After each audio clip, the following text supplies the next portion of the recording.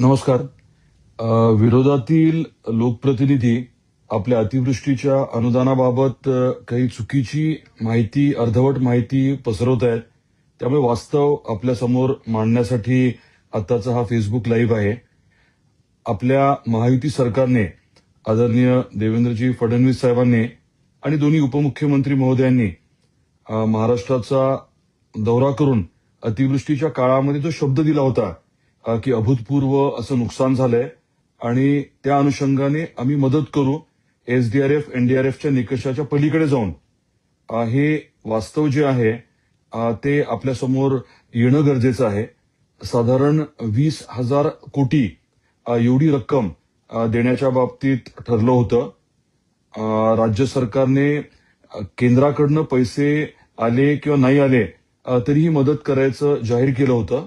या मदतीमध्ये एसडीआरएफ, एनडीआरएफची मदत तर आहेच आणि त्याच्या पलीकडे जाऊन रबीच्या हंगामाच्या अनुषंगाने बियाणासाठी आणि इतर बाबींसाठी, इतर निविष्ठांसाठी साधारण 10,000 रुपये हेक्टरी ही मदत करायचं देखील ठरलं होतं.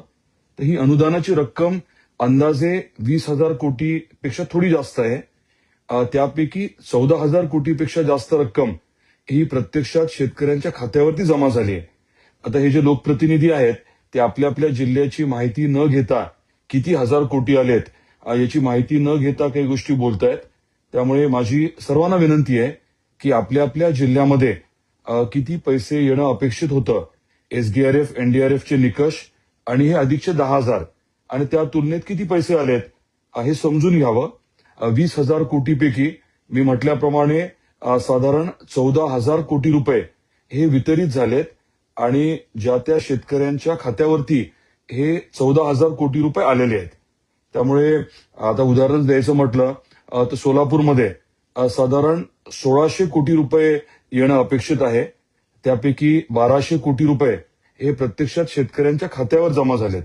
आता ई-केवायसी किंवा इतर काही कारणांमुळे इतर प्रक्रिया चालू आहे, पण महत्वाचा मुद्दा हा आहे की 1,200 कोटी रुपये तिथे आलेत. लातूरच्या बाबतीत सांगायचं म्हटलं तर 1,100 कोटी येणं अपेक्षित आहे. त्यापैकी जवळजवळ 850-900 कोटी रुपये हे खात्यावरती प्रत्यक्षात जमा झालेत.